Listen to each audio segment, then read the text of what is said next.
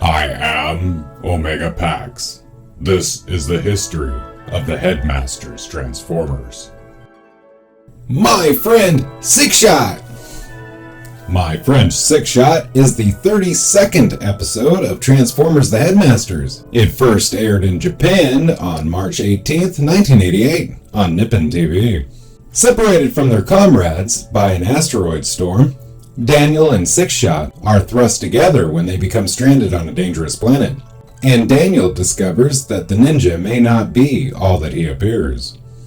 The Decepticons are headed for Earth at full speed after their departure from Planet Master, but find an asteroid storm directly in their path. Despite Sixshot's belief that they should go around, Scorponok insists that they go through, with predictably painful results, setting the ninja and his commander at each other's throats. Battleship Maximus, on the other hand, diverts its course around the asteroids, and while the Autobots are voyaging smoothly along, Daniel and Wheelie sneak inside the ship's laser turret to see what it's like.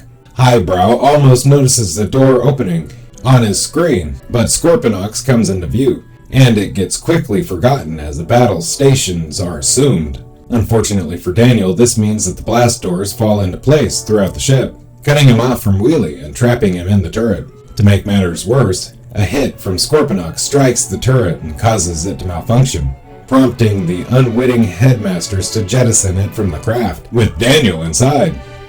At the same time, Scorponok orders Sixshot to disembark from the ship and attack Maximus personally. Both he and the laser turret are then swept up in an asteroid storm and sent hurtling through space. Scorponok is not exactly concerned with the loss of Sixshot and continues on his way to Earth. Discovering Daniel's fate, the Autobot target masters keep on Scorponok's tail, while the Headmasters turn their attention to finding and rescuing their human friend. Daniel and Sixshot, meanwhile, have crash-landed on the barren planet Dara, a world which is exactly one large, living organism. Recovering first, Sixshot explores and comes upon the laser turret, popping it open and finding the unconscious Daniel inside. Daniel promptly awakens and is horrified to see the Decepticon ninja looming over him, but Sixshot tells him to relax. He's not in the habit of killing children. Daniel is naturally untrusting, and Sixshot, not bothered, simply gets up and walks away. Within seconds, however, a rocky humanoid creature suddenly appears and attempts to seize Daniel from behind. Sixshot opens fire on it, blowing it to pebbles, and realizes that it must be one of Dyra's fabled rock people. Daniel is unsure what to make of this situation, having been saved by a Decepticon, but the unease is set aside when he spots a strange rainbow in the sky. In truth, it is an energy field, impervious to Sixshot's blast, that may have been set up by the rock people to keep them in one place. Back out into space, the Autobots successfully deduce the trajectory of the winds that pulled Daniel away, and immediately set course after him. A little time has passed on Dyra, and Daniel and Sixshot are simply sitting, waiting on a cliff edge. Sixshot inquires if Daniel has any food, and the solitary homemade space ration that he has with him only reminds him of his parents. Sixshot insists that he eats it now to build up his strength for when the rock people return. Daniel is amazed at how different Sixshot seems to him. Sixshot brushes off his kindness and simply tells Daniel not to overestimate him. It is at this point that the rock people arrive en masse, and Daniel and Sixshot work together to reduce them to rubble. More time passes, and while the Autobots on Battleship Maximus deal with the difficult tasks of riding the asteroid storm, Daniel and Sixshot track the rock people back to their base of operations. It consists purely of a massive flaming pit, a furnace-like mouth of sorts for a living planet, into which the rock people hurl food, in the form of wrecked spaceships, fallen meteorites, or whatever else is unfortunate enough to fit the bill. Sixshot is in favor of completely destroying the living planet to eliminate the shield holding them in, but Daniel is sure that Battleship Maximus will come. The two admit the strange, inexplicable kinship they feel, and Sixshot promises to return Daniel to Earth.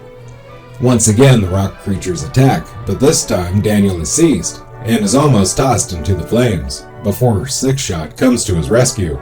In space, Battleship Maximus is still buffeted by space winds, unable to break free of the hurricane they had become trapped in, until Chrome Dome fires the ship's freeze ray, crystallizing the atmosphere and allowing them to break through. They can see the planet Daira in the distance, and noticing that the nearby asteroids have been drawn down to it, realizing that Daniel probably went the same way. Down on Daira, the rock creatures revive and plunge themselves into the flame pit, where they are fused together into one gigantic stone monster. The creature seems impervious to attack from any of Sixshot's modes, but when Daniel opens fire on it, sheer luck sees him strike its weak point between its legs. Sixshot transforms into wolf mode and hits it just right, taking its head off its shoulders and destroying it outright.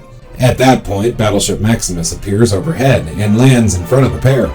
The Headmasters emerge, and, mistaking the situation, demand that Sixshot hand Daniel over.